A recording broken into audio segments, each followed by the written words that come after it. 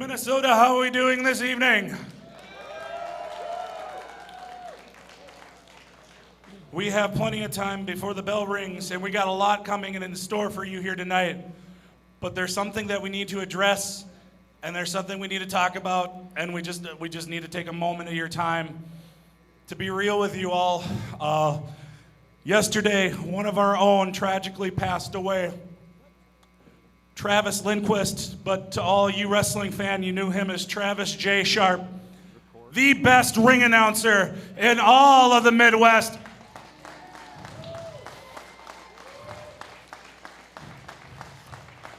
For those of you that had the honor and privilege of knowing Travis, Travis was one of the most genuine, kindest, just funniest dudes you could ever meet and hope to encounter.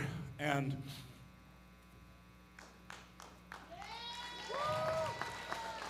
he even gifted me this jacket here that I'm wearing here in tribute for him tonight. I could sing his praises forever and ever and ever, and it just wouldn't be enough to let everyone know what Travis meant to everybody. He was so willing to give advice and give the guys, he'd been around forever, longer than most of the boys in the locker room right now, and he was definitely one of the guys you wanted to ask, hey, did you see my match? What can you tell me? And he'd lay it out straight for you. He wouldn't bullshit. And a lot of guys to this day, they need to hear that kind of feedback. It's, just that's how you get better. If you want everyone to tell you and that your shit don't stink, then you're in the wrong business. I'm just saying that, I'm being honest. And Travis did that in the best possible way that he could. And a lot of those guys, I hope you understood what kind of privileges that was to get that feedback from him.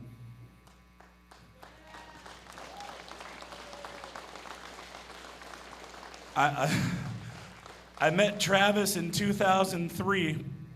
Our paths didn't cross much after that, but the funny thing is, full circle, was he actually refereed my very first wrestling match.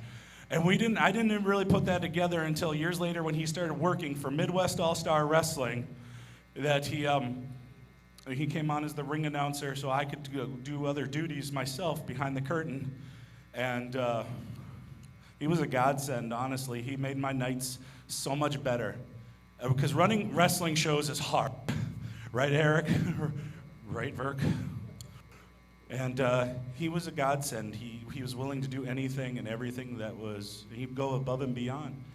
And I took that and I tried to model that myself, that, you come in and you have a job to do, but it doesn't hurt to go do some extra things that maybe not required of you.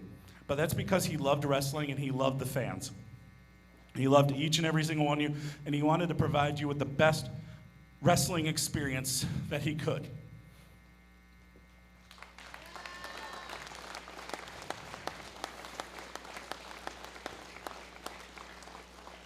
And when he started, our working relationship started to turn into something more. We started to call each other frequently, not just to talk about wrestling, but just what's going on in our personal lives. And before I know it, we're hanging out, and we're talking almost every day, and we're bullshitting. And I didn't think this late in my life I'd ever have a best friend that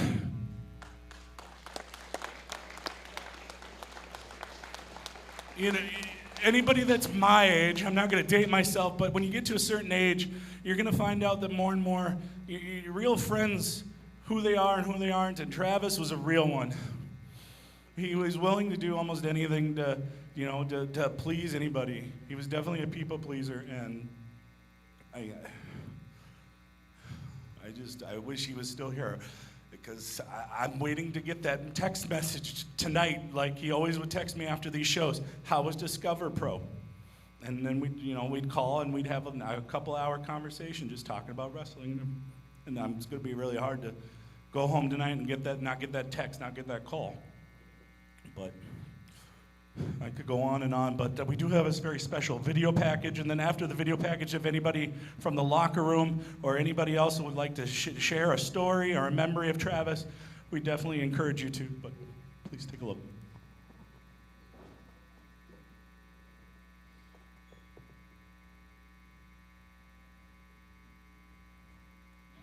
The following contest, scheduled for one fall, the following following contest, scheduled for one fall, the following contest, scheduled for one fall, is for the Big West All-Star Wrestling Women's Championship.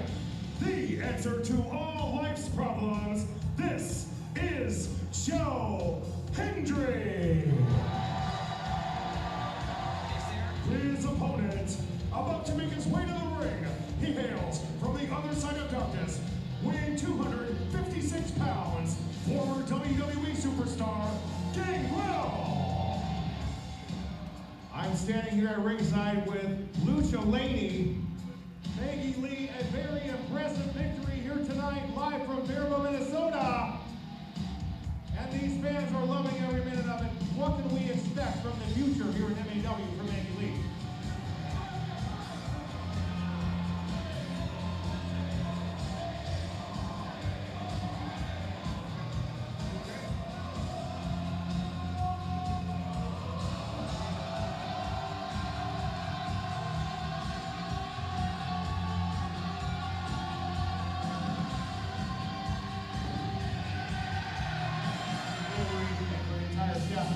I'm your ring announcer, Travis Sharpe, wishing you a good night and a safe trip home. Thank you, St. Paul.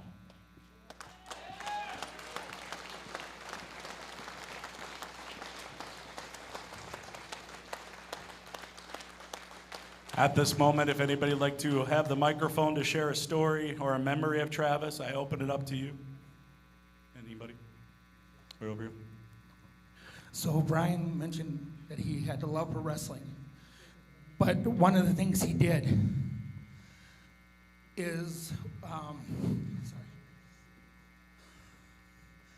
this past, September, I hosted Crypticon hosted karaoke at Crypticon. And Saturday night, he came. He could only come the one day, if I remember correctly. Anyways, he helped me host that night. And one of the things he did is he opened it up to the people that were in the room to pick a song for him. Unfortunately, I didn't have the song. They wanted Ursula from Little Mermaid. But the next best thing, he actually went through and sang Under the Sea. And he tried his hardest to be like Sebastian, but I'm sorry, there's only one Sebastian. But after that, we got to go hang out. It was Brian, myself, Katie, and Matthew. We all went outside and we got to actually have a good time. And I won't forget that. And his talks about how he knew one of my favorite wrestlers, not too many people like him, the Ultimate Warrior, but he would sit there and talk to me about that all the time. And I'm gonna miss him.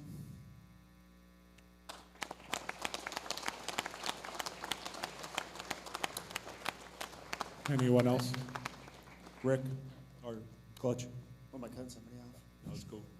All right, man. Well, Brian said he didn't want to date himself, but I'm going to date myself because we went to camp together, over 25 years ago. 25 years ago, and you think you're going to know these people your whole life, right? You said he refereed your first match. He ring announced my first match because we used to go down to camp on a Saturday in Danbury, Wisconsin, and we would train in the morning, and then we would pack up the ring and load it up and drive to the show and set up the ring. And we were in camp, we were trying to get the ring set up. We'd be taking bumps before the show and training, and then we would all have jobs to do. And I was too tall to be the ring announcer, so I would either do commentary if they were taping it, or I would do backstage interviews, and Ken Patera would make me just stand like this next to the wrestler I was interviewing, so I looked shorter. And some of the smaller guys were referees, and Travis was the ring announcer, and he had never ring announced before. He didn't aspire for it because he wanted to be a wrestler. And I remember him just sitting in the backstage for some of those first shows with his little index cards, thumbing through them and just kind of shoulders slumped, and he would go out there and as soon as he get into that crowd, he would turn it on, because I think the ring announcer is one of the unsung heroes of wrestling. It's a hard job, and it's a thankless job. I think it's often a thankless job, and the referees and everybody else, working all the other jobs, because you've got to start the crowd up, you've got to fire everybody up while I'm bringing everybody down, and you're going to try to keep the momentum going through the show, and Travis could do that. And he wrestled, and he scratched that itch, and he lived that dream, but he came back to as a announcer full-time for all these years, and I just saw him earlier this month. It's unbelievable. And, this is my friend. And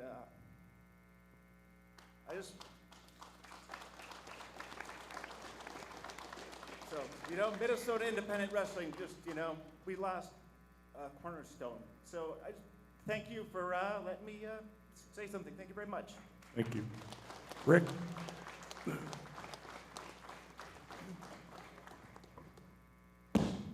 See this ring? I helped set this ring up today, along with the help of many others. You all know who you are. Travis showed me not just how to set up a ring, but to look for the little details that a lot of people you guys probably don't notice out there. But a lot goes into putting this thing together to make sure it's what we call show tight in the business. Because if anything is even like a half an inch, quarter of an inch off, guess what? Somebody's going to get hurt. And he showed me just every time I tie one of these onto the ring, or tighten a turnbuckle, or sweep a piece of crud off the mat or the floor, it's because he taught me how to have an eye for detail like that. And I'll miss him, and I'll miss his jokes. And you guys ever see the movie Full Metal Jacket? Oh shit! I can't hear you. Sound nothing like you got a pair. We were always quoting old Sergeant Arlie Ermy, the gunny, and just among other things. I'm not gonna take up too much time here. We got a show to do, but Travis, we love you, brother, and fly high. Anybody else? Dusty?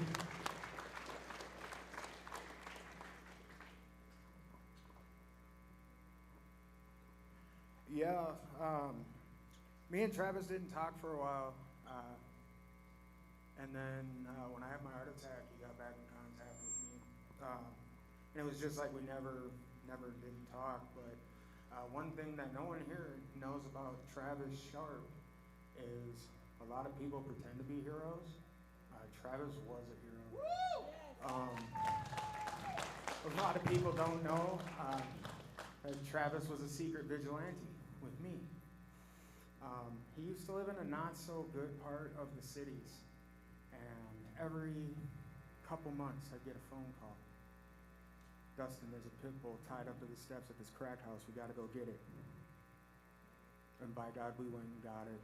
So it happened on multiple times. We never really told anybody. It was kind of between us, but like at this point, I wish I could have told him that before the other day. Thanks. Thank you. Is there anybody else that would like to say a few words? Caitlin?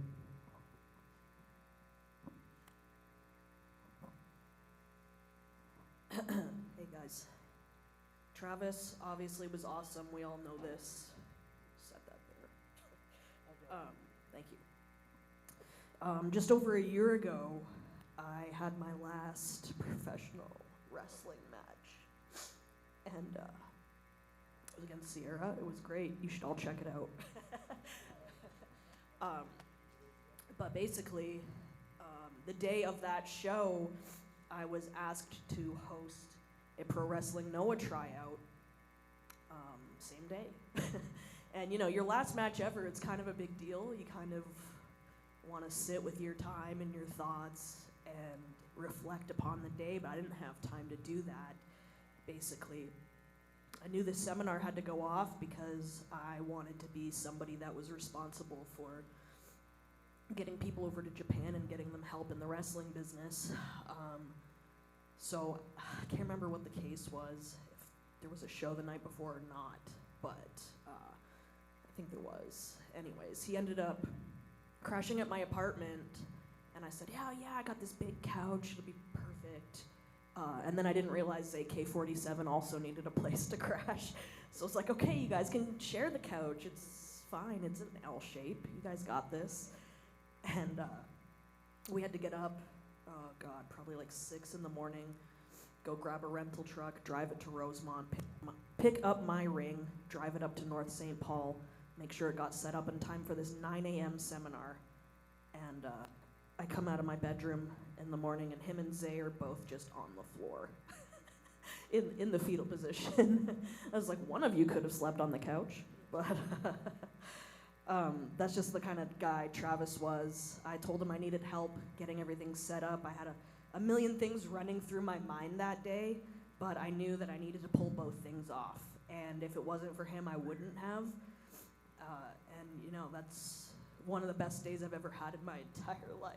And I think back, and I just know that it wouldn't have gotten pulled off without Travis by my side. And you guys don't know them, but Bryce Hallerich, John Davidson, both in pro wrestling, Noah, both doing great things in pro wrestling. And God, man, thank you so much, Travis.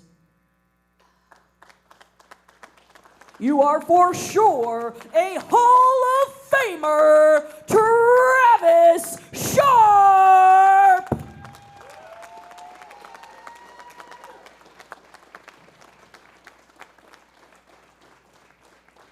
Anybody else? At this moment, I'd like to do our time-honored tradition of the 10-bell salute to Travis Lindquist, aka Travis Sharpe.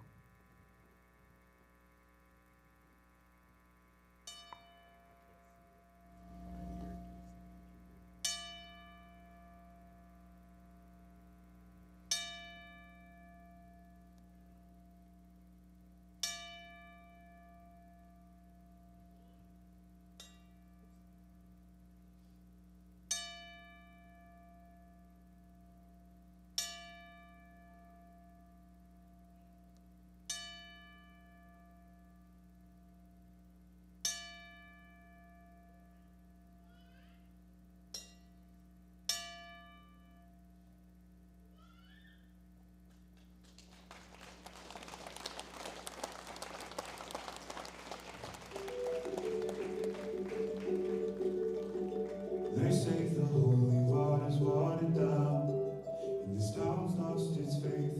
Our colors will fade eventually, so if our time is running out, day after day, we'll make them Monday our masterpiece. One last thing I'd like to leave you all with. You know, anybody that might be suffering and needs a hand, and if you just got that feeling, don't be afraid to reach out to them. And if you feel like you need to reach out to somebody, just know you're not a burden.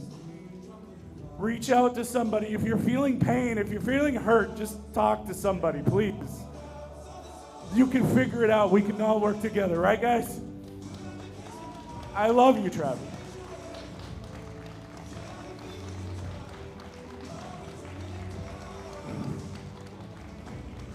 Thank you, Travis.